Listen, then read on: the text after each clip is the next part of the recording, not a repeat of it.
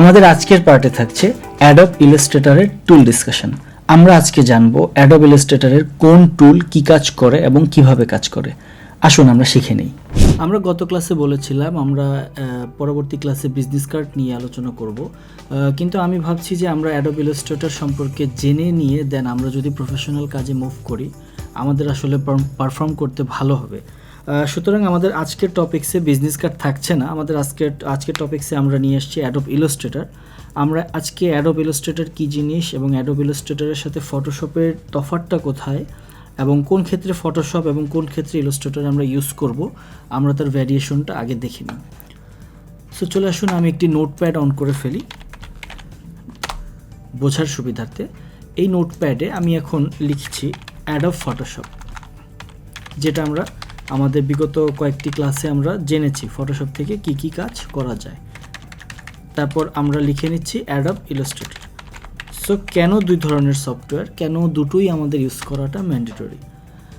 So আমি যদি professional ম্যানারকে আয়ত্তে রেখে যদি আমি বলি, যদি আপনাদের সকল প্রকারের ফটো এডিটিং রিলেটেড যদি কোনো কাজ থাকে সেটা আপনারা অনায়াসে ফটোশপে করতে পারবেন। দেন আমরা বলবো অ্যাডোব ইলাস্ট্রেটরের জন্য লোগো অ্যান্ড ব্র্যান্ডিং রিলেটেড কাজ আপনি অ্যাডোব ইলাস্ট্রেটরে করতে পারেন। আই থিঙ্ক আমি এখানে 1 লিখে দিচ্ছি। তারপর নাম্বার 2, আমরা ফটোশপে আর কি করতে পারবো। আমরা ফটোশপে আরও কিছু করতে পারবো, বিজনেস কার্ড করতে পারবো। I think business card, ID card and all print related কাজ আমরা কিন্তু করতে পারবো। কিন্তু তারপরও প্রিন্ট রিলেটেড কাজের জন্য অ্যাডোব ইলাস্ট্রেটর কিন্তু বেস্ট। সুতরাং ফটোশপে আমাদের colour mode CMYK plus resolution 300 থেকে 600 নেওয়ার অপশন থাকলেও আমরা প্রিন্টিং রিলেটেড কাজ অ্যাডোব ইলাস্ট্রেটরেই করার চেষ্টা করব। প্রিন্টিং রিলেটেড এখানেও business card, ID card, brochure সব ধরনের কাজ যেটা আমরা কাগজে প্রিন্ট করি। নাম্বার 3, আমরা ফটোশপে আর কি কাজ করতে পারবো। আমরা ফটোশপে ফটো এডিটিং তো লিখলাম, বিজনেস কার্ডও লিখলাম, সকল প্রকারের কাজ। ইভেন আমরা ফটোশপের মধ্যে কিছু ইফেক্ট ক্রিয়েট করা আমরা কিন্তু ক্রিয়েট করতে পারবো। ফটো ইফেক্ট আমরা ক্রিয়েট করতে পারবো। কিন্তু আবারও ঘুরে ফিরে অ্যাডোব ইলাস্ট্রেটরে আমি যদি যাই, ভেক্টর গ্রাফিক্স, ভেক্টর মিনস আমার যেটা অ্যাকচুয়ালি ফাটবে না, আমরা যত বড়ই করি না কেন ফাটবে না। সেখানে আই থিঙ্ক একটা ভ্যারিয়েশন চলে আসছে, একটা হচ্ছে র্যাস্টার আর একটা হচ্ছে ভেক্টর। সো আমরা এটাও জেনে নিই র্যাস্টার কি আর ভেক্টর কি। র্যাস্টার হচ্ছে গিয়ে ক্যাপচার্ড ইমেজ, আমি যদি বলি ক্যাপচার্ড, যেটা আমরা ক্যামেরার মাধ্যমে ক্যাপচার করি, যেটা একটা লিমিটেড রেজুলেশন পর্যন্ত থাকে, লিমিটেড একটা সাইজ থাকে, লিমিটেড একটা রেজুলেশন থাকে। আর ভেক্টর হচ্ছে গিয়ে নিজের হাতে বানানো। ভেক্টরটা হচ্ছে নিজের হাতে বানানো, যেটা আপনি যত বড়ই করেন না কেন, যতই টানেন না কেন, এটা কখনো ফাটবে না। সো এটাকে আমি লিখতে পারি আনলিমিটেড এবং এটার আমি টাইটেল দিতে পারি ওন ক্রিয়েশন আমি দিতে পারি, যেটা আমি নিজে ক্রিয়েট করছি এবং সেটার কোনো লিমিট নাই। সো আমরা যখন ক্যামেরা দিয়ে ছবি তুলি আমরা একটা জিনিস হয়তো দেখেছি যে একটা পর্যায়ে যত ভালো ছবি হোক না কেন, একটা পর্যায়ে যখন আমি জুম ইন করছি ওটা কিন্তু ফেটে পিক্সেল আকারে দেখা যাচ্ছে। বাট আপনি ভেক্টরকে যতই জুম করবেন সে কিন্তু ফাটবে না। সো এটা আমাদের অ্যাডোব ইলাস্ট্রেটর এবং অ্যাডোব ফটোশপের একটি বিশাল বড় তফাৎ, যে আপনি অ্যাডোব ফটোশপের মাধ্যমে ভেক্টর করতে পারবেন না, কিন্তু অ্যাডোব ইলাস্ট্রেটরের মাধ্যমে আপনি ভেক্টর করতে পারবেন। আর যদি আমি এটাকে সিরিয়ালি 4 করে দিচ্ছি, যেহেতু আমি সিরিয়ালটা মেনটেন করে লিখছি, আপনাদেরও বুঝতে আই থিঙ্ক সুবিধা হবে। নাম্বার 5 ভ্যারিয়েশন, নাম্বার 5 এটা হচ্ছে গিয়ে অ্যাডোব ফটোশপটা লিটল বিট আমার দৃষ্টিতে অ্যাডোব ইলাস্ট্রেটরটা সহজ বেশি, মোর ইজি। অ্যাডোব ইলাস্ট্রেটরটা মোর ইজি, বাট ফটোশপটা কিন্তু কমপ্লেক্স না। ফটোশপটা আপনার জন্য টাফ না, not so tough, but AI is better. আমি বলবো not so tough, but Adobe Illustrator সব দিক থেকেই বেটার। তারপর ফটোশপে আমরা নন প্রিন্টের কাজ, আমরা বেসিক্যালি আমি পার্সোনালি কিন্তু নন প্রিন্টের সকল কাজ ফটোশপেই করি, প্রিন্টের কাজগুলো অ্যাডোব ইলাস্ট্রেটরে করি। এতে কি হয়, দুটো সফটওয়্যারই সমানভাবে আপনার আয়ত্তে থাকে, আপনার প্র্যাকটিসে থাকে। আবার অনেককে দেখেছি তারা ফটোশপটা একদমই বাদ দিয়ে দেয় ইউজ করা। ফটোশপের সব কাজগুলোই তারা অ্যাডোব ইলাস্ট্রেটরে করতে পারে এক্সেপ্ট ফটো এডিটিং। ইলাস্ট্রেটরে কিন্তু ফটো এডিটিং করা পসিবল না। সো আমার পরামর্শ থাকবে ফটো এডিটিংয়ের জন্য ফটোশপ, এবং অ্যাডোব ইলাস্ট্রেটরে আমরা লোগো, প্রিন্টিং রিলেটেড, ভেক্টর, আমরা social media banner, all type of work আমরা অ্যাডোব ইলাস্ট্রেটরে করতে পারি। সো যেহেতু আমরা অ্যাডোব ইলাস্ট্রেটর এখন শিখিনি, সে কারণেই কিন্তু আজকে আমরা বিজনেস কার্ড নিয়ে আলোচনা করছি না, যে কারণে আমরা আজকে অ্যাডোব ইলাস্ট্রেটর নিয়ে আলোচনা করছি। সো এটা আমার নোটপ্যাড হিসেবে থেকে গেল। আমি একটু অ্যাডোব ইলাস্ট্রেটরটা ভিজিট করি। আমরা কিন্তু লাস্ট কয়েকটা ভিডিওতে অ্যাডোব ফটোশপের টুলস সম্পর্কে দেখেছি। সো ওই ভিডিওগুলোর সাথে আজকের অ্যাডোব ইলাস্ট্রেটরের টুল বক্সের ভিডিওগুলো একটু যদি মিলিয়ে দেখেন, আপনি চেঞ্জও ধরতে পারবেন, আপনি মিলও ধরতে পারবেন। সো আমরা অলরেডি অ্যাডোব ইলাস্ট্রেটর ওপেন করে ফেলেছি। আমরা সেম প্রসেসিংয়ে নতুন আর্টবোর্ড নিতে পারবো, ওপেন করতে পারবো, সেভ অ্যাজ, একদম সেম। আমাদের ফটোশপে ছিল প্লেস এমবেডেড, এখানে আছে only place. Same processing, export থেকে সেভ ফর ওয়েব, আমরা ফাইল ফরম্যাট সেভ করব। এডিটে আমাদের আনডু, কাট, কপি, পেস্ট, আমাদের পরিচিত, আমরা ফটোশপে এগুলো দেখেছি। ইভেন আমরা উইন্ডো থেকে বিভিন্ন প্যানেল এনাবেল ডিসেবল করেছি, ঠিক আছে। তারপরেও কিন্তু কিছু এক্সট্রা বার আমরা দেখতে পাচ্ছি মেনু বারের মধ্যে, আমরা সেগুলো নিয়ে আলোচনা করব। সো একটি ডেমো আর্টবোর্ড নিয়ে নিই। ডেমো আর্টবোর্ড আমি পিক্সেল আকারেই নিয়ে নিচ্ছি, সেটা হতে পারে 1000 বাই 1000 নিয়ে নিচ্ছি। অন করে ফেললাম আমি। খেয়াল করে দেখব সেম এখানেও একটি মেনু বার, এখানেও একটি অপশন বার, এখানে টুল বক্স, সব কিছুই আছে অ্যাজ লাইক ফটোশপ, কিন্তু ফটোশপের চেয়ে অনেক বেশি।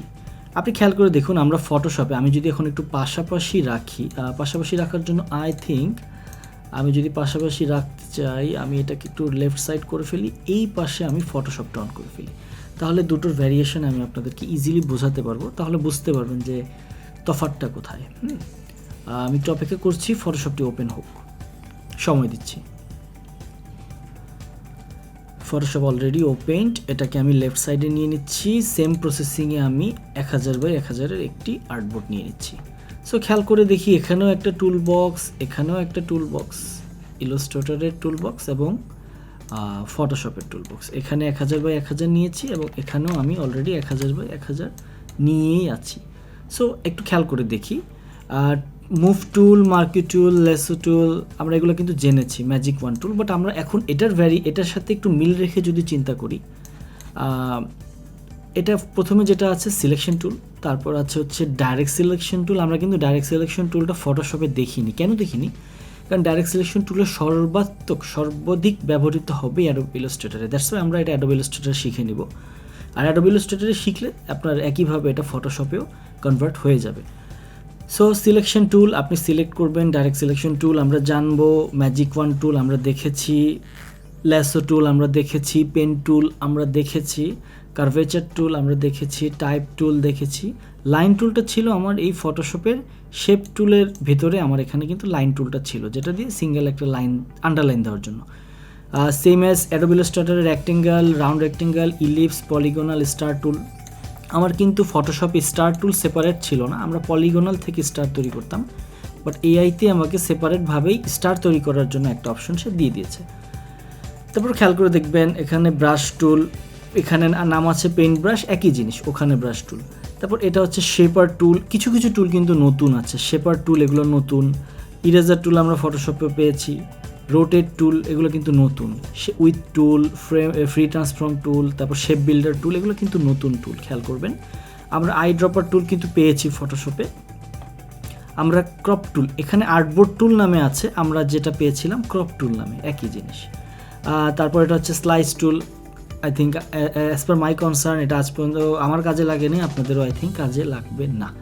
তারপর চলে আসি হ্যান্ড টুল, এখানেও আছে, যেটা আমরা স্পেস দিয়ে আমাদের আর্টবোর্ডটাকে উপর নিচ করতে পারছি। ম্যাগনিফাইং টুল, আমি যদি আমার আর্টবোর্ডটাকে জুম ইন করতে চাই, আমরা কিন্তু জুম ইনের একটা শর্টকাট লাস্ট ক্লাসে জেনেছিলাম, অল্টার উইল আপ, ঠিক সেম প্রসেসিং এখানেও কিন্তু alter wheel up, wheel down, wheel up, wheel down. So I think মিল কিন্তু অনেক আছে। তারপর আমরা অ্যাডোব ইলাস্ট্রেটরকে পারফেক্ট মনে করি, কারণ এর আউটপুটটা হয় ভেক্টর বেসড, মানে রেজুলেশন খুব ভালো হয় এবং এটা প্রিন্টের ক্ষেত্রে আমরা ভালো আউটপুট পাই। সো ফটোশপটা আমি ক্লোজ করে দিচ্ছি, আমি এখন পুরোটাই জুড়ে থাকবো অ্যাডোব ইলাস্ট্রেটর। সো একটু খেয়াল করে দেখি, আমরা অ্যাডোব ইলাস্ট্রেটরে আছি। অ্যাডোব ইলাস্ট্রেটরে আমি যদি এখন সিলেকশন টুল, আমি ধরেন শেপ টুল গিয়ে শেপ টুল একটা শেপ তৈরি করলাম, তো স্বাভাবিকভাবে আমি সেম যেভাবে আমরা অ্যাডোব ইলাস্ট্রেটরে করে ফটোশপে করেছিলাম, ফিল কালার এবং এটাতে দিয়ে দিচ্ছি হচ্ছে স্ট্রক কালার। এই স্ট্রক কালারের ঘনত্বটা একটু বাড়িয়ে দিচ্ছি, 9, 10 আপনি খেয়াল করে দেখবেন যে ফটোশপে কিন্তু এরকম নাম্বারিং সিস্টেম ছিল না, বার সিস্টেম ছিল, আমরা টেনে এটাকে বড় করতাম ছোট করতাম, বাট অ্যাডোবি ইলাস্ট্রেটর আপনাকে নাম্বারিং ওয়াইজ স্ট্রোককে বড় ছোট করার একটা অপশন কিন্তু সে দিয়ে দিয়েছে। আবার খেয়াল করে দেখুন ফটোশপের নতুন ভার্সনে আসছে, বাট 2020 সালের ভার্সনেও কিন্তু ছিল না। একটি সার্কেলের ভেতরে এই যে বলটি ছোট ছোট খেয়াল করে দেখবেন একটি বল আছে, এই বলগুলো ধরে আপনি যদি টানেন আপনার রেক্টেঙ্গেল শেপটি রাউন্ড রেক্টেঙ্গেল হয়ে যাবে। আমরা কিন্তু ফটোশপের পুরাতন ভার্সনে নাই, আমরা কিন্তু নতুন ভার্সনে এটা পেয়েছি, দেখাই দিচ্ছি আমি। সেম প্রসেসিং আপনি এটাকে করতে পারবেন। দেখেন আপনার রাউন্ডটা রাউন্ড হয়ে যাচ্ছে, আবার রাউন্ড থেকে আপনি যদি ব্যাক করতে চান আবার আপনি খুব সহজে এটা রেক্টেঙ্গেল পর্যায়ে চলে যাচ্ছে। কিন্তু আরেকটা পদ্ধতি একটু দেখি, এটা হচ্ছে আমি যখন একটা পাশ ধরে টানছি আমার কিন্তু চারো পাশ একসাথে রাউন্ড হয়ে যাচ্ছে। বাট এমন যদি হয় যে আমি শুধু একটা পাশকে রাউন্ড করব, সেক্ষেত্রে আমি যখন জাস্ট ড্র্যাগ করে দিচ্ছি সেই জায়গায় আমি জাস্ট একটা ক্লিক করে সেকেন্ড টাইম ড্র্যাগ করব, একটা ক্লিক করব, এই ক্লিকটা আমরা ডাইরেক্ট সিলেকশন টুল দিয়ে করব, দেন আমরা কিন্তু টেনে মুভ করে দিচ্ছি। আবারও বলছি এই ক্লিকটা আমরা ডাইরেক্ট সিলেকশন টুল দিয়ে করব। সো আমরা কিন্তু ডাইরেক্ট সিলেকশনের টুলের ইউজেসটা কিন্তু ফটোশপে দেখিনি, এখানে দেখে নিচ্ছি। আমরা সিলেকশন টুল দিয়ে নর্মাল শেপকে একসাথে রাউন্ড করতে পারছি, আবার ডাইরেক্ট সিলেকশন টুল দিয়ে একটি ক্লিক করে সেকেন্ড ক্লিকের পরে আমি এটাকে ড্র্যাগ করছি, এটা কিন্তু এক পাশ থেকে রাউন্ড হচ্ছে, আরেক পাশ থেকে কিন্তু রাউন্ড হচ্ছে না। দেখুন খেয়াল করে, ঠিক আছে। সো আই থিঙ্ক এটা আপনারা হয়তো বুঝতে পেরেছেন, খুবই সহজ। নিজেরা অবশ্যই বাসায় বসে ট্রাই করবেন যখন এই ভিডিওটি দেখবেন। আই থিঙ্ক আমার ফটোশপ ওপেন্ড, আমি ফটোশপে একটু জিনিসটা দেখিয়ে দিচ্ছি আপনাদেরকে। আমি যখনই একটা রেক্টেঙ্গেল টুল নিব, সরি আমার এখানে পলিগনাল সিলেক্ট করা ছিল, আমি রেক্টেঙ্গেল নিলাম, আমি এখন কিন্তু এই বলটা এখানে পাচ্ছি। বাট আপনি যদি 2020-এর ভার্সনেও যান এই বলটা মানে এআই এর যে ফাংশনটা আপনি কিন্তু পিএসএ পাবেন না। বাট নতুন আপডেটের কারণে 2021 সালের আপডেটের কারণে আমরা কিন্তু এই ফাংশনটা পাচ্ছি। সো আমরা যেহেতু পাচ্ছি একটু ইউজ করে নেই, খুব সুন্দরভাবে হচ্ছে। আমরা এখানে ডাইরেক্ট সিলেকশন একটু ইউজ করে দেখি তো কাজ করে কিনা। এখানে কিন্তু আবার আপনি ডাইরেক্ট সিলেকশনের সেই পার্টটা কিন্তু পাচ্ছেন না। তাহলে কি করব, আমরা কন্ট্রোল টি দিয়ে আমরা সিলেক্ট করে নিচ্ছি, দেখুন আমাদের যে শেপটা আছে এটা কিন্তু এখন আর ওই রাউন্ডটা দেখা যাচ্ছে না। আমরা আবার নতুন করে শেপটা তৈরি করি, শেপটা আমরা তৈরি করলাম, এখন আছে। এখন আমি যদি একটা ক্লিক করে আমি যদি যাই, আই থিঙ্ক এখন ঠিক আছে। ফাংশনটা কিন্তু একদমই নতুন, ফটোশপের 20 সাল পর্যন্ত ভার্সনেও কিন্তু এই ফাংশনটি ছিল না, এটা 21-এর ভার্সনে আসছে। ইভেন আমরা যারা মেন্টর আছি, টিচার আছি, আমরা নিজেরা এটা ট্রায়াল বেসিসে প্র্যাকটিস চালাচ্ছি যে অ্যাকচুয়ালি এটা কতটুকু কার্যকরী এআই এর মতো। আপনি খেয়াল করে দেখবেন, আমি যদি এটা একবার করে ফেলি, করে ধরেন আমি রেখে দিলাম বা আমি করলাম না, আমি ছেড়ে দিলাম, এখন পরবর্তীতে আমি আবার যদি কন্ট্রোল টি দিয়ে ট্রান্সফর্ম করি, এখন কিন্তু আমি আর সেই অংশটা খুঁজে পাচ্ছি না। সো কীভাবে খুঁজে পাবো, আমি কিন্তু পাচ্ছি না। আই থিঙ্ক এই ফাংশনটা এখনও আমরা ওইভাবে আয়ত্তে নিতে পারি নাই, কারণ এটা এই 21-এই এআই থেকে পিএসএ আসছে। সো আমরা বেসিক্যালি কিন্তু এটা এআইতেই পারফেক্ট ওয়েতে পাবো। এআইতে এই ফাংশনটি সেই শুরু থেকেই আছে, পিএসএ এটা 2021 সাল থেকে এনাবেল হয়েছে। আই থিঙ্ক এটা নিয়ে হয়তোবা ওরা আরও কাজ করবে, ওরা হয়তো পরবর্তী আপডেটে এটার বাগটা হয়তোবা ঠিক করে দিবে। সো আমরা শেপ ক্রিয়েট করলাম, সেম প্রসেসিং। আমরা এখানে পেন টুল পাচ্ছি, পেন টুলে আমরা শেপ ক্রিয়েট করছি। আমরা এখানে কার্ভেচার টুল পাচ্ছি, কার্ভেচার টুলটা আমরা ফটোশপেও পেয়েছি। বিভিন্ন রকম কার্ভি টুল আমরা যদি ক্রিয়েট করতে চাই আমরা কার্ভেচার টুলের মাধ্যমে কিভাবে করছি একটু জেনে নেন কিন্তু। হ্যাঁ, just click click click click click click, আমি ক্লিক করছি, আমি আমার মতো ম্যানুয়ালি এটাকে ডান বাম উপর নিচ করছি। খুবই সহজ, অত কঠিন কিন্তু কিছু না। কন্ট্রোল জেড দিয়ে আমি বের হয়ে আসছি। তারপর টাইপ টুল আমরা শিখেছি, ক্লিক করে লিখবো টাইটেল, আর বক্স করে লিখবো হচ্ছে গিয়ে প্যারাগ্রাফ। দেখুন এখানে অ্যাডোবি ইলাস্ট্রেটরে খুব সুন্দরভাবে আপনাকে ডেমো টেক্সট, লরেম ইপসামের ডেমো টেক্সট দিয়ে আপনাকে কিন্তু ইন্ডিকেট করে দিচ্ছে। আপনি জাস্ট ডাবল ক্লিক করে আপনার লেখা আপনি শুরু করে দিতে পারেন। আই থিঙ্ক বুঝতে পেরেছেন আপনারা।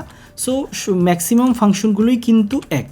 সো অ্যাডোবি ইলাস্ট্রেটরের আমরা সিলেকশন টুল বলি। আরেকটা তফাৎ হচ্ছে গিয়ে আমরা যে শেপ তৈরি করছি, আমরা ফটোশপে থাকতে এই শেপের কালারটা কিন্তু লেয়ার প্যানেল থেকে চেঞ্জ করতাম, আমাদের কিন্তু এখন সেই ঝামেলা নেই, আমরা সরাসরি এখান থেকেই চেঞ্জ করে দিতে পারছি। বাট আই থিঙ্ক অ্যাডোব ফটোশপের 21 সালের ভার্সনেও আমরা অ্যাজ পার এআই এর মতোই এই চেঞ্জগুলো করতে পারছি, যেহেতু আমরা 21 সালেরটাই দেখেছি। আই থিঙ্ক আপনারা পুরাতন ভিডিওগুলো রিওয়াইন্ড করে দেখলে বুঝতে পারবেন। আর অ্যাডোব ফটোশপের 21 সালের ভার্সনটা আমরা বলছি এটা কমপ্লিটলি অ্যাডোব ইলাস্ট্রেটরের মতো করেই সাজানোর চেষ্টা ওরা করেছে। বাট বাগ থাকলে ওটা হয়তো ওরা পরবর্তী কোনো মান্থলি আপডেট দিয়ে ঠিক করে দেবে।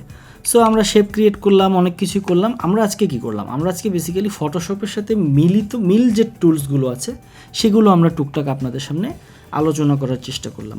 আমাদের নেক্সট সেশনে থাকবে যে টুলগুলো আমরা ফটোশপে পাইনি, ইলাস্ট্রেটরের নিজস্ব টুল, যেটা ফটোশপে কখনো আসবেও না, অ্যাডোব ইলাস্ট্রেটরের নিজস্ব টুল।